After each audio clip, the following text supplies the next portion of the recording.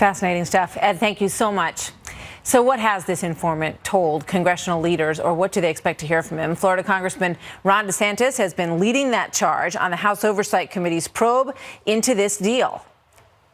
So I've been in contact almost on a daily basis with his attorney, and he is very interested in telling his story. He was just somebody who was working in Washington as a lobbyist, was approached to be a part of some of these Russian lobbying campaigns, and he realized immediately this was not on the up and up. So to his credit, he went immediately to the FBI and became a confidential informant for them in 2009 and did that for a number of years.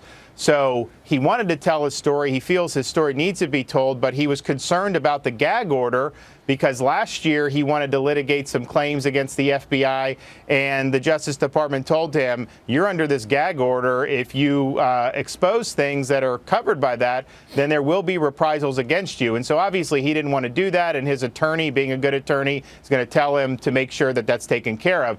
Well, now that that's taken care of, he's going through what I understand to be a lot of documents that he accumulated over those many years. He's going to be willing to produce those documents to Congress, and then obviously he's going to talk to Congress. Most likely it'll be initially behind the scenes in a closed-door settings, just so we can go through all this, maybe do some other investigating. But I do anticipate at some point, if his information bears out, that you could see him in front of the keg lights at a congressional hearing down the road. Yeah. Do you believe that he has information on the Clinton Foundation and how those transactions were involved with the Clinton Foundation, the speeches that were given by Bill Clinton, which I just mentioned?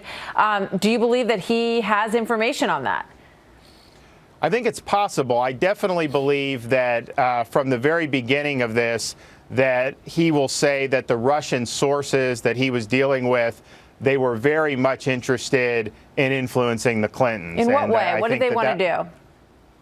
Well, obviously, they were making a play, and it was something that all the way up to Vladimir Putin, where they wanted this Russian-backed company to be able to get a stake in America's uranium reserves. I'm sure there were other issues that they were concerned with as well, but that was the main one.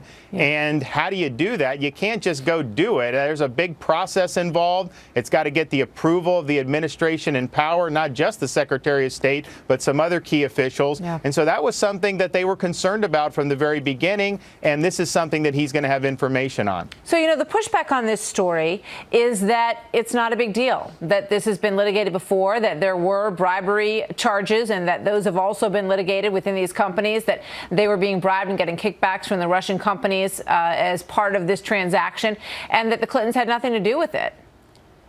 Well, some of that is true in the sense that, yes, the main Russian protagonist, Mikirim, did plead guilty in 2014. There's going to be some questions about that guilty plea, though, because it seems that he could have been charged with more serious offenses. But having said that, none of this information, to the best of our knowledge, was ever produced to Congress, or, we don't think, to members of the CFIUS board prior to the approval in 2010. So they had the informant in 2009, and yet Congress, there was a lot of opposition to this deal in 2010 on policy grounds. Imagine if they would have known that undergirding this was a racketeering and bribery scheme. That could have probably been enough. That information alone probably would have stopped the deal from going forward. Yeah, you would think that was information they would have wanted to know. Before I let you go, do you want a special counsel to look into this? And is there a proceeding to move toward that?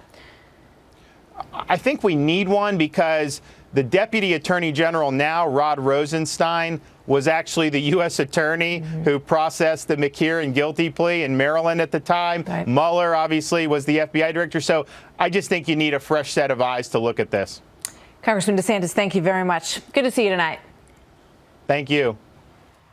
So also tonight, a watchdog group is accusing the Clinton campaign and the DNC of breaking campaign finance